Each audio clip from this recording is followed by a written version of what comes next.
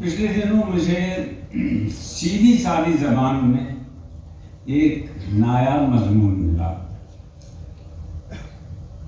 इसको लिखा है खदीजा बेगम ने।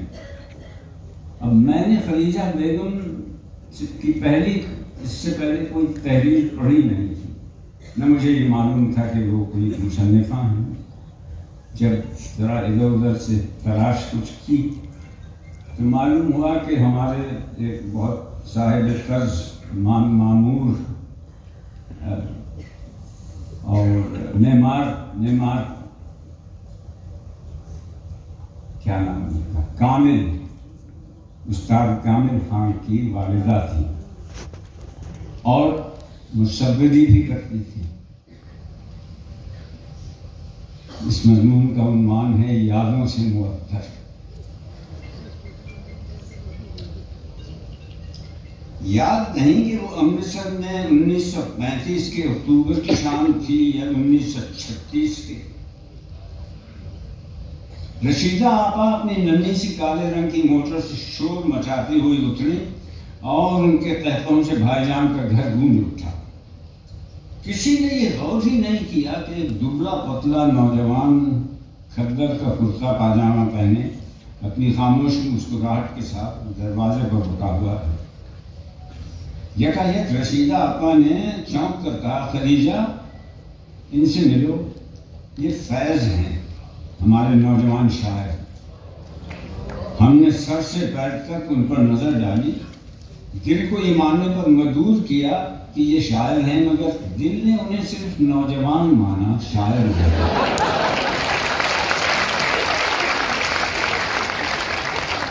हमारे तस्वुर में उन दिनों शायर का हुलिया कुछ ऐसा होता था कि लंबे लंबे बाल वाला, घूमता झामता, खोया खोया सा, जिगर मुरादी बाजा जैसा। ये सोचकर कि ये शायरवार नहीं है, न हमने उनकी तरफ दोबारा देखा और न उनसे कोई बात की। फैज ने न शराब पी, न शेर सुनाया, न शोर मचाया, फिर ये शायर किस किस्म के हो गए?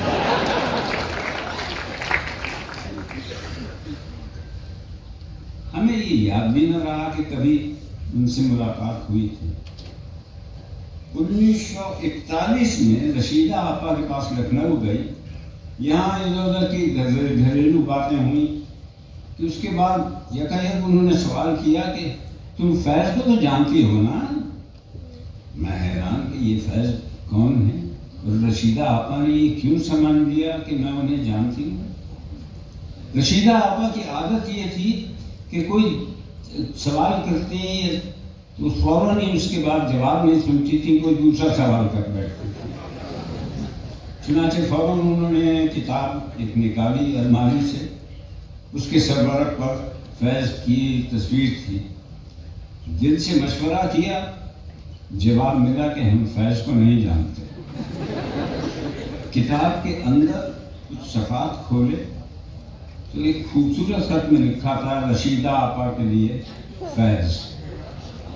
अंदर के कुछ सफ़े इधर से उल्टे पलटे, इन 4 मिसरों ने हमें चौंका दिया। रात फिर दिल में तेरी खोई हुई, जैसे वीराने में चुपके से बहार, जैसे सहरा में हौले से चले बादल से, जैसे बीमार को बेवजह करार आता।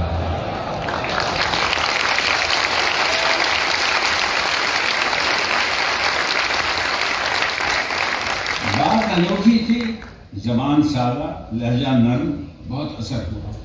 बार बार ये अशार पढ़े। उसके बाद हमने हर रिसाले में फैज का कलाम तलाश किया, मगर कभी नजर आया।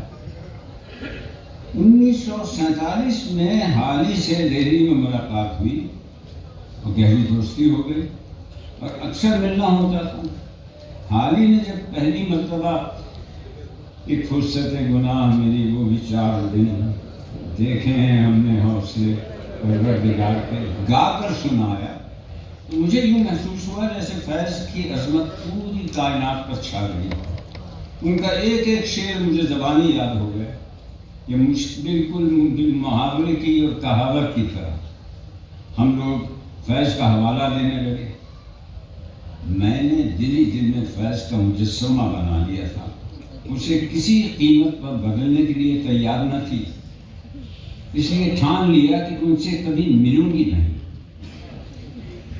एक ज़माने की बात है कि मैं लाहौर में अपने भाई की शादी में गई, एकदम वहाँ से उठकर चली आई। हम सब शामियाने में बैठे थे। चली इसलिए आई कि किसी ने आके कहा कि फैज़ आ रहे हैं। मैं उस वक्त तक बाहर नहीं निकली जब तक फैज़ चली नहीं गई। बात वही थी कि हमारे तसव्वुर में उनका जो मुजस्समा तैयार किया हुआ था वो कहीं पाश पाश न हो जाए। मैं फैज़ के मुताबिक हर छोटी बड़ी बात मालूम करने लगी। यूँ लगता था कि मुझे उनके साथ जेल की चारदीवारी में भी वक्त गुजारना पड़ा। 1961 की एक शाम आई जब मैं कराची में बाजी से मिलने गई। बाजी यानी बाजी बेगम आमिना मलिक। तो बाजी ने कहा, अरे तुम जरा पहले आ जाती, फैज़ आया हुआ है, उससे मिल लेती। मैंने शुक्र किया कि इस वक्त वो हजरत बाहर गए हुए थे, वरना यहाँ तो टकराव हो ही जाता। बाजी की गुफ्तगू भी एक तरह की ट्रैफिक होती है, वो दूसरे को गुफ्तगू का मौका ही नहीं देती। फैज़ के मुताबिक बस एक जुमला कहकर दूसरा मौजूद छेड़ दिया कि हाय क्या गज़ब का ज़माना आ गया है, क़यामत का ज़माना है, सिगरेट मिलते ही नहीं हैं। हमने थोड़ी देर बैठकर वहाँ से रुखसत ली और करीब के बाजार की दुकान फिरकर बाजी के लिए 3 कासल सिगरेट की 2 डिबियाँ खरीदी और दोबारा ऊपर चढ़ गई, बाजी को दे दे।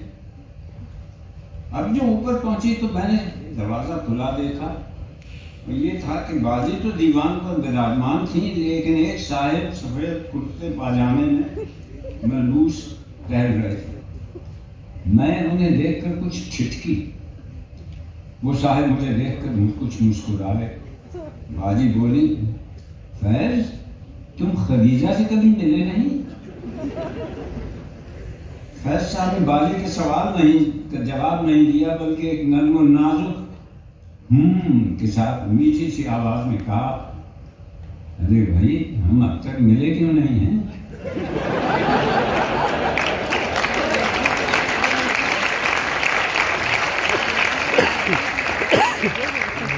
इस पर मुझे कुछ हंसी आ गई। मैं खिसियानी सी हंसी और बाजी को सिगरेट दिए कोई छोटा सा बहाना करके बाहर उठ के चली आई।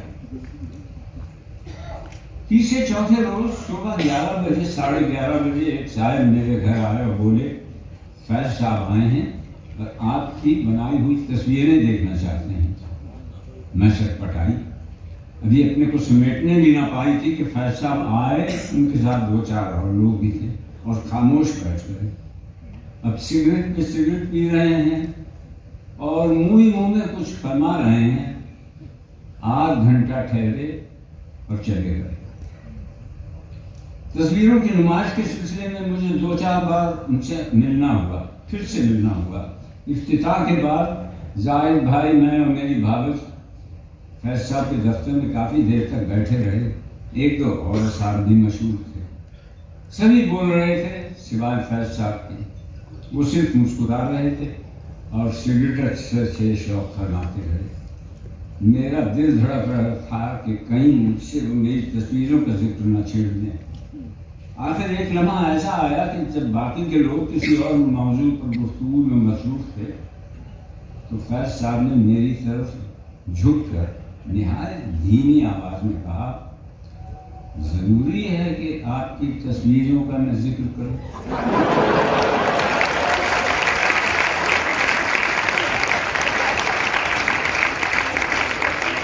मैंने जवाब दिया, हरगिज़ जरूरी नहीं। उसके बाद मैंने चैन की सांस ली कि चलो ये मौजू तो खत्म हुआ। फिर हम दोनों के दरमियान कोई गुफ्तगू नहीं हुई। कोई काबिल गुफ्तगू मौजू कभी हो जाता, छिड़ जाता और बहस छिड़ गई तो कुछ इस किस्म की बातें हुई कि फैज़ साहब ठीक है, ये यूं भी हो सकता है। ठीक है। बेशतर महसूस हुआ कि उन्हें किसी तरह के बहस के तमाम दरवाजे बंद करना मंजूर है। एक दिन मैंने पूछा कि जब आपको मालूम है कि ये ठीक नहीं है, फिर आप ठीक है क्यों कहते हैं? एक बात, गलत बात ठीक कैसे हो सकती है जबकि आप उसका गलत होना तस्लीम भी कर चुके हैं? फिर वो जवाब मिला, ठीक।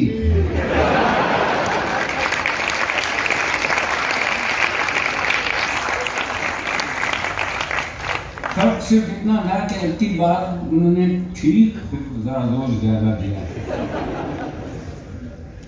फैज साहब की अमन पसंद तबीयत और सुलह आमेज मिजाज देखकर और पुरसुकून बातें सुनकर मैं हैरान होती थी कि ये तरक्की पसंद बागी शायद किसी तरह नहीं हो सकता।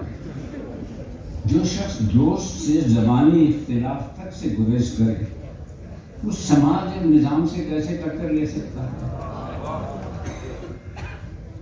दोस्ती और बेतकल्लुफ़ी बढ़ जाने के बावजूद मैं उन्हें हमेशा फैज साहब कहती हूँ। एक दिन वो मुस्कुरा कर कहने लगे, भाई अगर तुम मुझे इसी तरह फैज साहब करोगी तो हमें भी खदीजा बेगम साहिबा कहना पड़ेगा।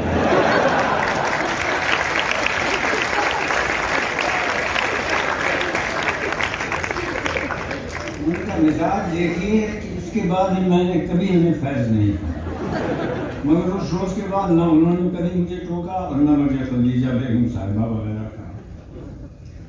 शुरू दोस्ती की बात है कि खाने की तरफ हमारी बेइत्तेफाकी देखकर एक दिन कहने लगे, तुम्हारी हमारी दोस्ती कैसे मिली थी भाई? किस तरह? न तुम्हें खाने का शौक है न खिलाने का।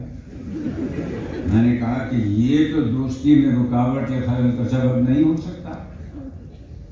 कहने लगे, फिर खामोश हो गए। लेकिन उसके बाद लंदन तक में मैंने फैज साहब को बहुत मजे मजे के खाने खुद पकाकर खिलाए और बड़े चाव और चाहत के साथ। मगर मैंने ये देखा कि जो चीज़ नज़दीक होती है बस सिर्फ उसी को खाते हैं।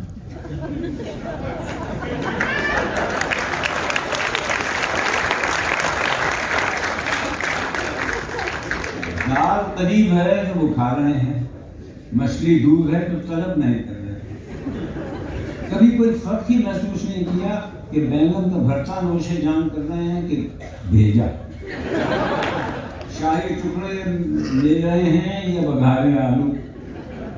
फैज साहब इस बात को हमें फायदा ये हुआ कि जब भी वो हमारे घर आते हैं हमें खाने की तरफ से कोई तकल्लुफ नहीं करना पड़ता था। जो पका पकाया होता वो खा लेते और खुशी से खा लेते।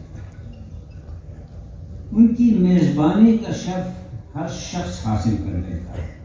जो भी दावत पर बुलाए चले जाते हैं। एक दिन मैंने कहा कि फैज साहब, ये जो आप हर एक के घर चले जाते हैं, अगर खुदा न खास्ता औरत होगी तो न जाने कब क्या क्या गड़बड़ हो जाए।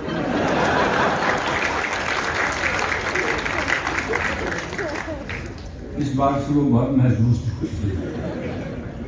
हम पर मुद्दतों फैज साहब की अजमत और काबिलियत का रोग रहा। रोग तो अब भी है, उतना ही है, मगर अब हमें उसे छुपाने का सलीका आ गया। तजुर्बे ने हमें ये सबक सिखाया कि जब हम दोनों अकेले हों तो जरूरी नहीं कि कोई बात जरूर की जाए।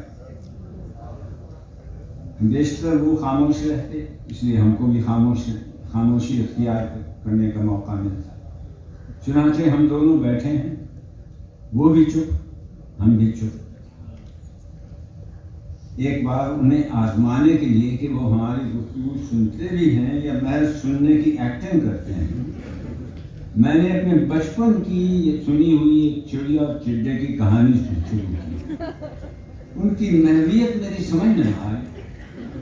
ये कहना ज़्यादा सही होगा कि मुझे ख्याल हुआ कि शेर सुखन इन्हें किसी और दुनिया में ले जा रहा है, किसी और दुनिया की गश्त कराने के जरिए वो इस वक्त हैं, और अब वो मेरी तरफ या मेरी बातों में किसी तरह से नायक नहीं है। चुनांचे मैंने अचानक वो कहानी रोक दी, बिल्कुल खामोश हो गए। उन्होंने 5-10 सिगरेट के कश लिए, फिर कहा, तो फिर इस सफेद चिड़िया ने पहले चिड़िया का ख्याल दिल से कैसे निकाल दिया?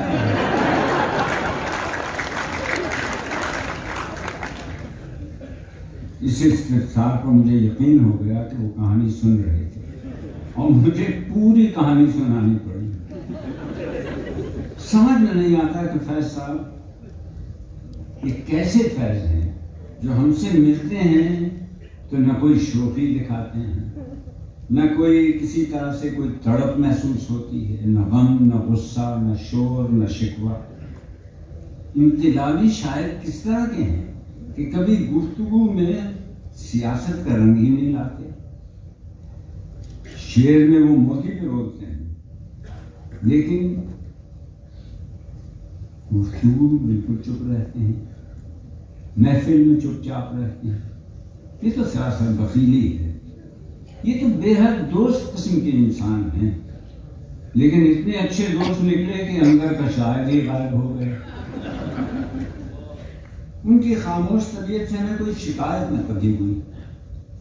महीनों वो ना आए, हमने कभी शिकायत न की, हिम्मत ही न हुई। लाहौर के क़याम के ज़माने में एक बार फैज साहब का फ़ोन आया और खिलाफ आदत बात शिकायत से शुरू की। तुमने हमें फ़ोन ही नहीं किया, क्यों नहीं किया? हैरान कि आखिर बिलावजह फ़ोन क्यों नहीं करती। कभी शिकायत करने वाले ने कहा, शिकायत न करने वाले ने कहा, इस शिकायत का सबब हमने भी ये कहा न पूछ सकती है। कहने लगे, मैंने पूछा कोई खास बात कहनी थी आपको, मुझे बताइए। तो फोन करती, मैं फौरन जवाब देती। फरमाया, हम आ जाएं, खाना खिलाओगी? हमने कहा जरूर। कहने लगे क्या? हमने कहा दाल रोटी। कहने लगे फिर हम नहीं आते। मैंने कहा और अगर नरगिसी कोफ्ते, सीख कबाब और मुसल्लम हो तो? कहने लगे फिर आ जाएंगे। 1 बजे तशरीफ लाए, मामूल से ज्यादा खुश। खामोशी थी, नुमायां थी, इसके बावजूद उनकी बशारत का सबब पूछने को बहुत जी चाहा, मगर बरसों की संगत ने ये सिखाया था कि फैज साहब से कम सवाल पूछना चाहिए ताकि उन्हें जवाब की जहमत न हो। खाने के बाद धूप में बैठना चाहते थे। बाहर सब्ज़ेदार पर कुर्सियां रखवाकर हम लोग बैठ गए। यूकेलिप्टस के बड़े बड़े दरख्त चारों तरफ फैले हुए थे और फूल की क्यारियां थी, फूलों की। फैज साहब यूकेलिप्टस के बड़े बड़े दरख्त चारों तरफ देखने लगे, कुछ देर टहले, फिर एक बार धीमे से बोले, शेर कहने को जी चाह रहा है। मालूम नहीं मुझ जैसा कोई खुशनसीब और है जिसने फैज साहब की जबान से ये जुमला सुना होगा, या ये मंजर देखा होगा, या उनका ऐसा मूड देखा होगा। मेरे लिए तो ये बिल्कुल पहला मौका था कि देखते देखते अब आसमान से फूल बरसेंगे और सितारे निकल छुपना छोड़ के निकल आएंगे। दरख्तों की तरफ देखते हुए मुझसे पूछा, यूकेलिप्टस को उर्दू में क्या कहते हैं? शुक्र है कि उस वक्त हाफिज ने साथ दिया। मैंने कहा शायद लुगत में तो ये लफ्ज़ ना हो, मगर हम सफ़ेदा बोलते हैं और माली भी यही कहते हैं। उसके बाद मालूम नहीं उन्होंने मेरा जवाब सुना भी या न सुना, आसमान की तरफ देख देख कर मुस्कुराते रहे और उसके बाद गुनगुनाने लगे। मैं समझ गई कि नुज़ूल शेर का लम्हा ऐसा ही होता है। चुनाचे चाय का बहाना करके अंदर चली गई, इत्मीनान से चाय बनाई और कोई 8 घंटे के बाद वापस आई तो देखा कि अभी तक गुनगुनाते हुए टहल रहे हैं। चाय की प्याली रखकर फिर मैं अंदर चली गई। बहुत देर के बाद 2-3 घंटों के बाद बाहर आई तो देखा अब पहले से बहुत ज्यादा मसरूर है। मुझे नहीं मालूम कि उस दिन फैज साहब ने शेर कहे या नहीं कहे, और अगर कहे तो कौन से। उनसे हमारी दोस्ती कुछ ऐसी ही थी, न हम पूछें न वो बताएं। इतना कुछ उन्हें जानते, उनके इतने करीब रहने के बाद भी ऐसा लगता है जैसे हम फैज साहब को जानते ही नहीं। वाकई कितना जानते हैं और क्या जानते हैं। अगर आज रशीदा आपा जिंदा होती तो पूछती, फैज को तो तुम जानती हो ना, तो हम असबात में जवाब न दे सकते।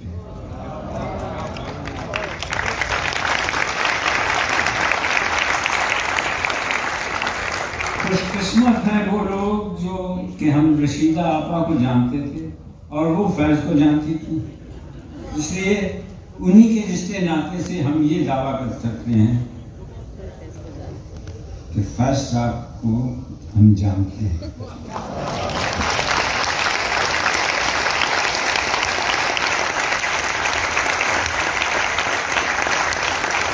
इंफोटेनमेंट की दुनिया के बारे में जानने के लिए हमारे चैनल इंफोटेनमेंट पाकिस्तान को सब्सक्राइब कीजिए और बेल आइकॉन को ऑन कर दीजिए ताकि आपको हमारी अपडेट्स मिलती रहें।